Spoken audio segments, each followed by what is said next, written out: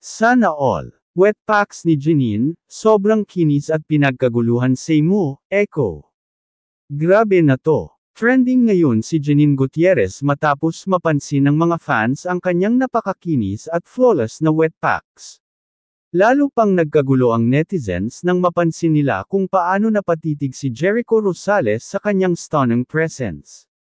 Ano nga ba ang say ni Echo rito? Jenin, pasabog sa bench fashion show. Matapos rumampa sa bench body of work, hindi pa rin makaget over ang fans sa nakakapanindig balahibong confidence at kaseksihan ni Jenin. Mula sa kanyang hugis perpektong katawan hanggang sa kanyang glowing skin, walang dodang siya ang isa sa mga standout sa event. Ngunit hindi lang iyon ang napansin, kundi ang kanyang flawless wet packs na talagang pinagkaguluhan ng madla. Sa ilang photos at clips na kumalat, makikita ang mga fans na todo react at namangha sa kanyang all-out fierceness. Echo, may pa-side glance.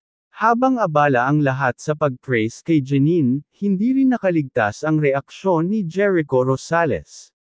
Sa isang clip, tila napatingin at napasmirk si Echo habang pinapanood si Jenin sa runway. Agad itong napansin ng netizens, at ayon sa ilan, Echo, behave, hahaha. Alam niyang siya ang pinakaswerte. Ang ganda talaga ni Jenin. Mag-asawa coded na naman kayo. Di nyo na kami maloloko. Netizens, todo puri. Sa Twitter at TikTok, bamahaw ang papuri para kay Jenin. Kinikilig ako, hindi lang sa ganda ni Jenin kundi sa titig ni Echo. Sana all may wet packs na ganyan kakinis. Grabe, di ko alam kung sa bench ako titingin o sa mga reaksyon ni Echo. What's next for Echo 9? Mas lalong lumalakas ang hinala ng fans na hindi lang ito simpleng tinginan.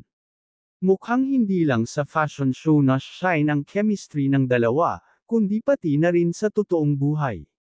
Ano sa tingin mo? Na-love-struck din ba si Echo? I-comment ang thoughts mo at i-share ang nakakakilig na balitang ito.